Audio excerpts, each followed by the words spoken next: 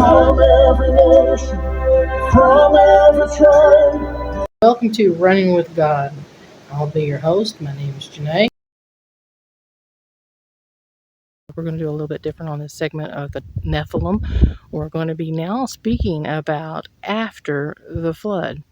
We've already covered how and why, as far as scripture saying that there is the Nephilim, the giants, after the flood. So the first one we see mentioned is in Deuteronomy in chapter 3 and verse 11, and it refers to King Og.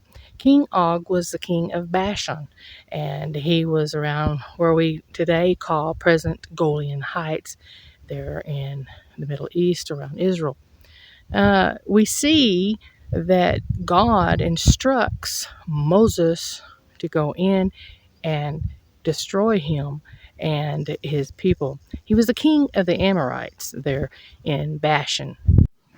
I'm going to read some scripture now for you.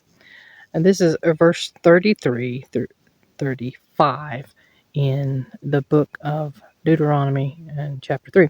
It says, "And they turned and went up by the way of Bashan, and Og, the king of Bashan, went out against them, he and all his people, to battle at Edreel.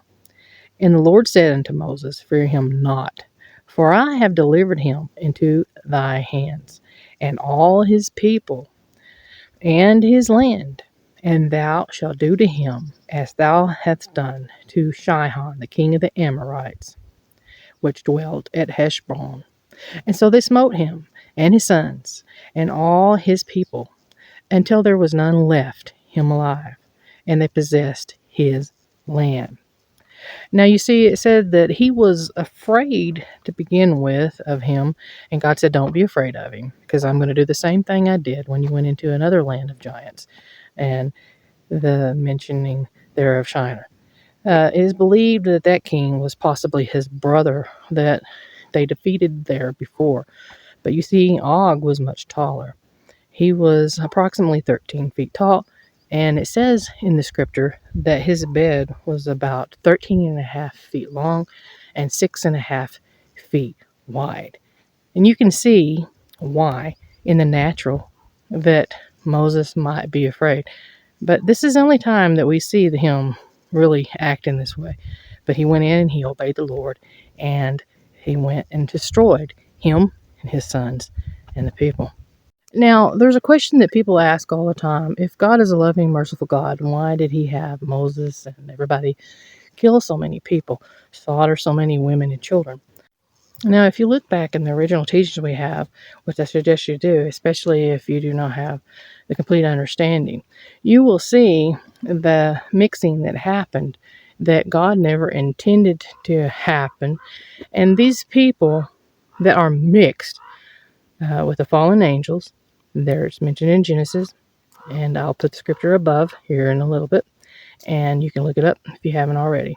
But he did not intend for them to be made. He did not intend for the giants to exist. And he needed them destroyed so that the line of David could be born and Jesus could come forth. Let's touch on something. These beings were not created in proper order, and therefore heaven nor hell is appropriate for them. And this is why we have familiar spirits and things that people sometimes call banshees.